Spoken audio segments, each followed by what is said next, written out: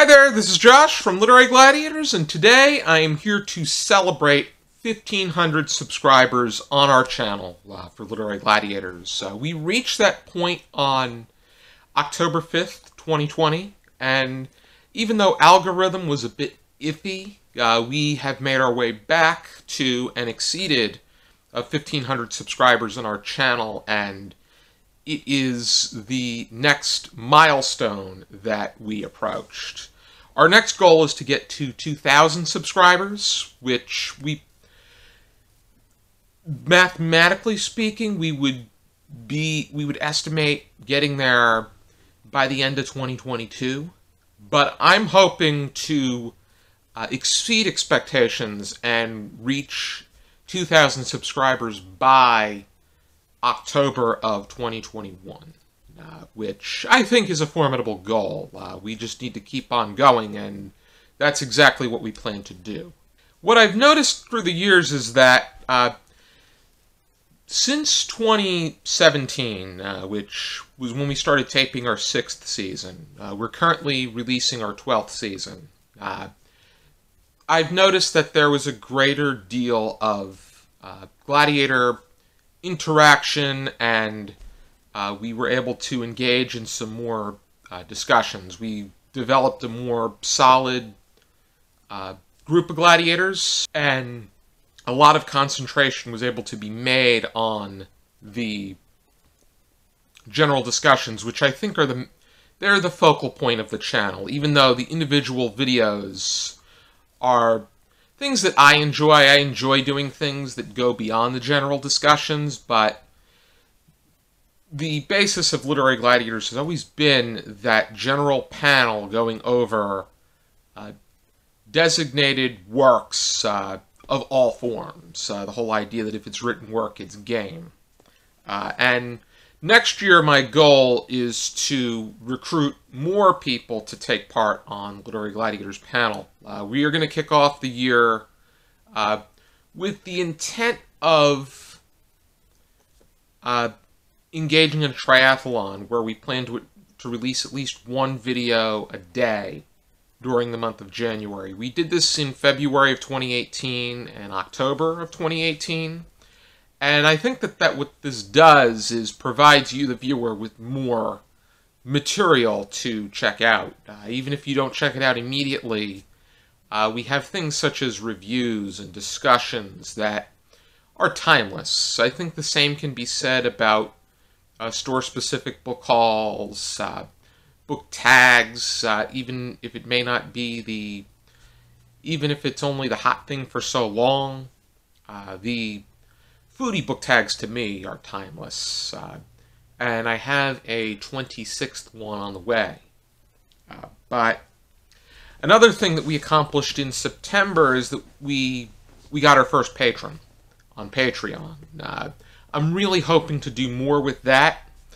And when we reach certain goals, I have different perks, such as more patron exclusive videos that are slated to go up on our channel. And that includes one discussion that I plan on releasing at the end of November. But the next thing I wanted to do with this video was engage in a pay it forward tag. I did one at 500 subscribers, I did one at 1,000. I think it makes sense to do it at 1,500 as well. And this is going to be a special pay it forward tag. This is pay it forward unfinished business, which means I want to talk about 4 booktubers that I shouted out in previous videos that I feel deserve even more recognition. These are booktubers that may have not been consistent with constantly putting videos up week after week, but they always seem to return and deliver, and they are clearly, they clearly make this community a special place, and I think it's definitely worth looking into them and checking them out. And I want to kick off with my favorite channel in the Booktube community, and that is Michaela and Gretchen from Betwixt the Books. Their channel has really served as somewhat of an inspiration to my own, because they started doing the Diplomacy for Beginners discussions a few years before I did. I wasn't aware of them when I first joined the community because I didn't know anything about Booktube until late 2014, and we started earlier that year. But Michaela and Gretchen were very much into taking the next step into also engaging in individual videos, and they did some other non-general discussion videos with one another. They've been on and off, and at this point they've made quite a nice return. They're releasing videos a little bit more consistently as of late, which they said they cannot commit to a set schedule, which there's nothing wrong with that, because I've realized that our channel wasn't necessarily able to do that either. But on our channel, if it's the general discussions usually go up on Fridays, and with them, if they can get something up, they get something up, and they deliver. They do a great job, and the material in which they are discussing is executed perfectly. I think that their chemistry is fantastic. I feel that they are both very intelligent, but they display it in such a different way. Michaela is a little bit more, she's a little bit more easygoing with her demeanor. Gretchen is a little bit more, she's a little bit more energetic, and she shows it a bit more with her facial expression. But I also find them to be very passionate about their material. They have a wide array of interests. You have Gretchen is into YA, fantasy, romance, historical fiction. She's really got into historical nonfiction. She is doing her reading goal is to read a presidential biography of every American president. At the time that this video is released, we will be engaged in a buddy read about James Monroe, A Life, written by Tim McGrath. And then you have Michaela, who has interests in horror, thriller, literary fiction, children's books, short stories, poetry, plays, and everything, many other things in between. And I think the same can be applied to both of them. And they're also very willing to dip in and out of various genres. And that is displayed within their content, because they have a great grasp of it. And you're definitely bound to get excited by whatever it is that they are going over. And even though the two of them have made mention to the fact that their level of confidence has been challenged, both with their reading and outside of the channel. But I just want, Michaela and Gretchen, I want you to know that you have done extraordinary things, both with your channel and outside of your channel. Gretchen just finished a master's program in library science, and I really think that she can do great and grand things. I think that she's going to really excel with her degree, and I think that Michaela can really go far with working toward her endeavors. Right now she's working at Barnes & Noble. I think that she could very well own the place if she really wanted to. But I really think that whatever Michaela and Gretchen can contribute to their channels can really translate into something spectacular. And I think that even if you may not get videos for a designated period of time, new videos that is, it's definitely worth checking out their backlog, and once they come out with material, that material is worth watching. Especially, for me, it's Gretchen and her president videos, because she explains the topic at hand so well. And I think that that has translated very well into things that she's done for her own library system. And then it's just, and Michaela has really amped it up when it came to editing. Her videos really look visually appealing, and a visual appeal is, and by visual appeal I mean the visuals that she adds, but at the same time, the content of the video still takes priority, and I think that's very important.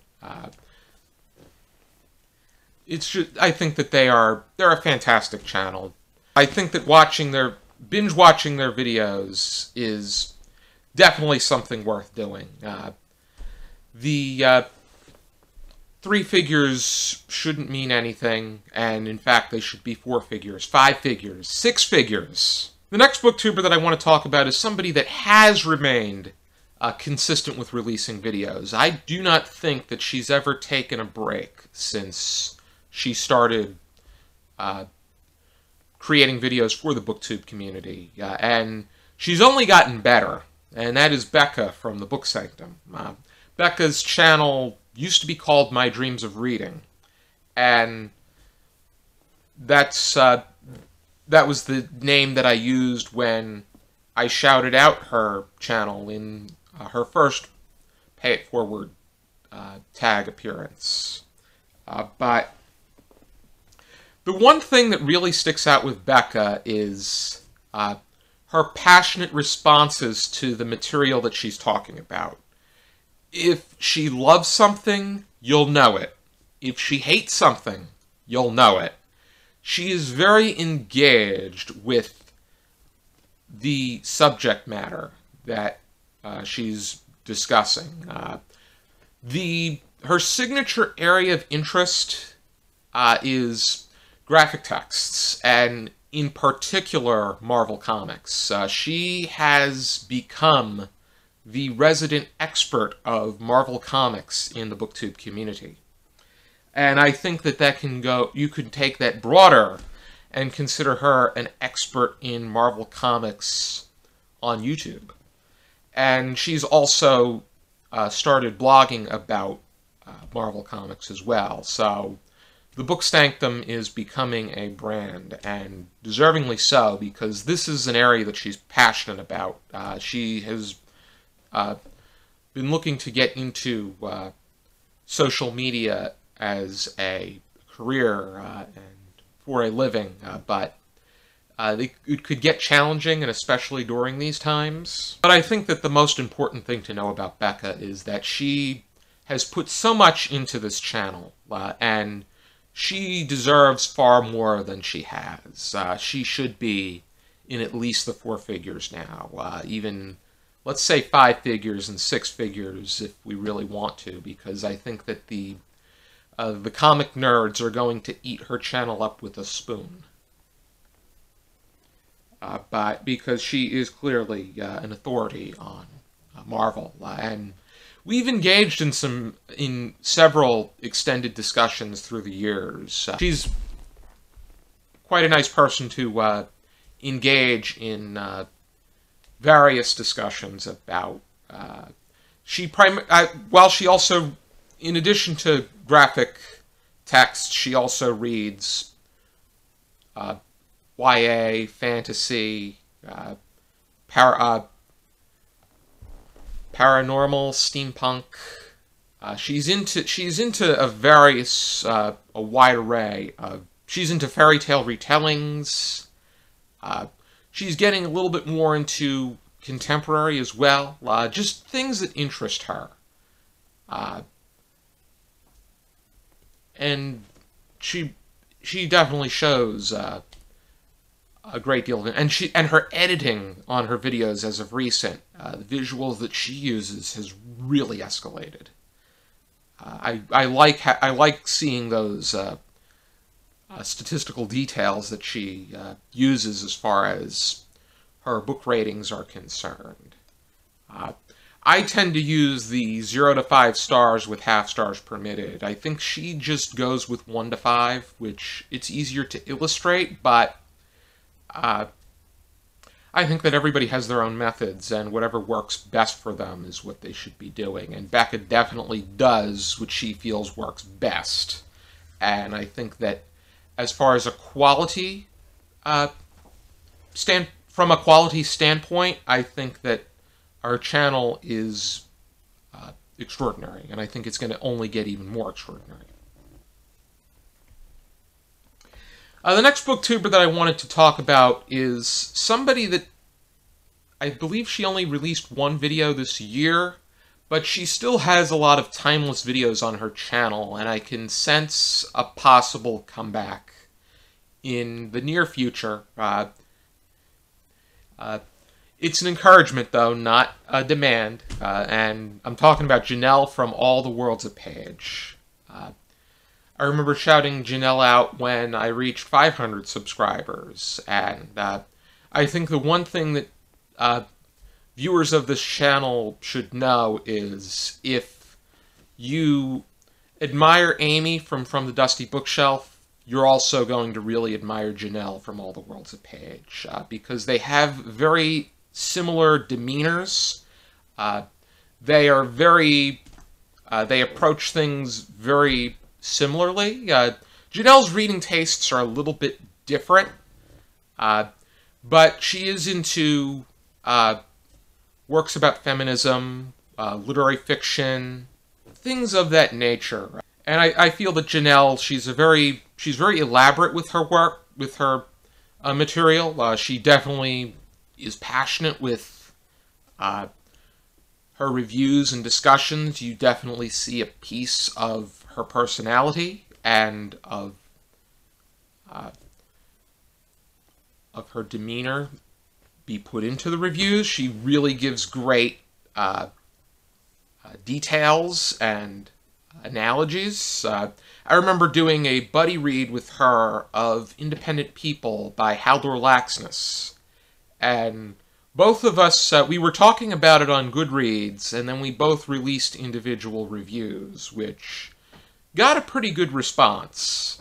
But I really was interested in hearing the way that she saw and approached the work at hand, because the work in general has to do with Iceland's place in society. Iceland was very rural and did not progress as quickly as other countries until the turn of the 20th century, and with the world wars, where things really started to bump up. But it follows somebody who has that very set and headstrong mentality. Moving back to Janelle, I think that watching her backlog, you're definitely going to get a lot out of those videos. I think that when I talk about reviews and discussions being timeless, I think that this can definitely be said about Janelle. And the fourth and final booktuber that I wanted to talk about in this Pay It Forward Unfinished Business tag is Rishmika from Rishmika Likes Books. The one thing that I did notice is that she's engaging in a little bit of channel maintenance. There's not as many videos as there used to be on the channel, but what she has up there and what she releases onto her channel is always very insightful and meaningful. She is an authority when it comes to South African literature and South African poetry, especially within this community. I think that the way that she has a great grasp on her material, and you can definitely tell that she is very intelligent and scholarly. In my first shout out to her in a Pay It Forward tag, I said that she qualifies to be a college instructor, and I still feel that way. I think that it's just so engaging to watch her videos and then engage in conversations after the videos. I think that among booktubers that I have watched, she gives some of the best replies. I think engaging in meaningful and extended discussions with content creators is the best part of the Booktube community, and I think Rashmika is among the best when it comes to engaging in those kinds of extended discussions. I wanted to thank everybody that helped us get to 1,500 subscribers on our channel, and with the Pay It Forward on Booktube tag, I really like to take this time to provide attention to others within the Booktube community that may not have as many subscribers, but are very deserving of more subscribers. I think that there are a lot of terrific hidden gems within this community, and there's always that question of who do you as a booktuber watch, and these are people that I watch and I enjoy. And I think that with an unfinished business, I feel that just because someone may get attention or a spurt, there's still that sense that they should and deserve even more. And I think that that can definitely be said about Gretchen, Michaela, Becca, Janelle, and Rashmika. And I think that the sense of community is what makes this a better place. On our channel, I've been very fortunate to be able to engage in something unique with the multiple participants and the multiple perspectives that we're just going to keep things going. We just finished our very first Zoom discussion, which I've never used Zoom before, and it's quite easy to use. I thought it was going to be much more challenging, and I was fearful about whether or not the video would save or would it save properly, but it did do well. And the one discussion is going to be going up in April, and then there's the Patreon discussion is going to go up on Patreon in November. So I'm really looking forward to that, and I'm really looking forward to what we have in store for the rest of this year and the upcoming year, and I really hope to keep things going on this channel. And I highly encourage you to support Literary Gladiators on Patreon, because we really want to provide you with even more material, and the patronage helps with providing us with more memory cards, and will allow us to explore the possibility of incorporating more enhanced equipment, but that one I would be talking to a little bit more with Dominica, because she has a bit more knowledge as far as equipment and what provides viewers with more of a visual appeal. What's concerned with that, editing programs and whatnot. Even though I feel that the editing program that she's using right now, she's very pleased with, so there's not much of a concern there. And what I use, I use something very simple, but it works, and I think that whatever works for the individual is what matters the most. Thank you for tuning into this video, and for now, keep reading.